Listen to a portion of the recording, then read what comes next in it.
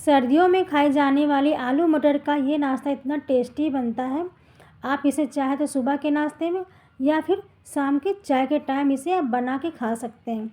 ये बहुत जल्दी बन जाता है, इसे बनाना बहुत आसान है। तो चलिए बनाना शुरू करते हैं। तो सबसे पहले हम कढ़ाई में तेल डाल देंगे। तो यहाँ पे 1 बड़ा चम्मच के करीब तेल डाल दिया है। तो जैसे ही तेल गर्म हो जाएगा इसमें हम डालेंगे 1/4 चम्मच के करीब हींग। तो हींग पकने के बाद इसमें हम डालेंगे आधी छोटी चम्मच जीरा। जीरा जब थोड़ा सा पकने लगेगा तब इसमें हम डालेंगे 4 से 5 कटी हुई हरी मिर्च। अब मिर्च को भी हम पका लेंगे। आप तीखा ज़्यादा खाना पसंद करते हैं तो मिर्च इसमें बढ़ा सकते हैं। तो इसमें एक चीज़ हम डालना भूल गए थे जो कि है मेथी। तो इसमें जब हींग आप डालें तब उसी के साथ में आधी छोटी चम्मच मेथी डाल दें, तो इसमें बहुत अच्छा सा फ्लेवर आता है। तो उसके बाद हम इसमें डालेंगे उबले हुए कटे आलू। तो अब आलू को भी 3 से 4 मिनट के लिए हम तेल में फ्राई कर लेते हैं।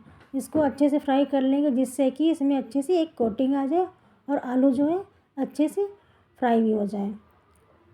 तो ये सलोनी बहुत टेस्टी बनती है। ये सर्दियों में ही केवल खाई जाती है। तो क्योंकि ताज़े मटर आ रहे हैं इस समय, तो लोग जो हैं ज़्यादातर सुबह नाश्ते में इसको बना के खाते हैं, चाय के साथ या फिर पूड़ी या पराठे या रोटी के साथ खाते हैं। तो ये सर्दियों में ही केवल बनती है। तो यहाँ पे देखिए आलू जो है हमने फ्राई कर लिए 2 से 3 मिनट के लिए। तो आलू फ्राई हो गए हैं। तो उसके बाद हम इसमें डालेंगे मटर। तो यहाँ पे आधा किलो हमने मटर ली है। तो मटर को उबाल लिया है। तो अब मटर को भी 1 से 2 मिनट के लिए हम फ्राई कर लेंगे आलू के साथ में।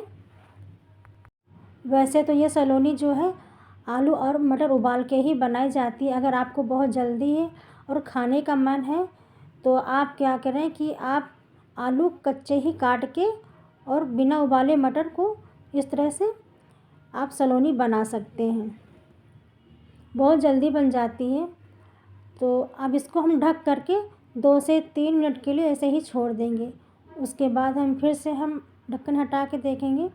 तो यहाँ पे देखिए सलोनी को एक बार हम फिर से मिक्स कर देंगे और अच्छे से इसको फ्राई कर लेंगे फिर से। तो जितना इसको हम फ्राई करेंगे उतना ही ये टेस्टी बनेगा।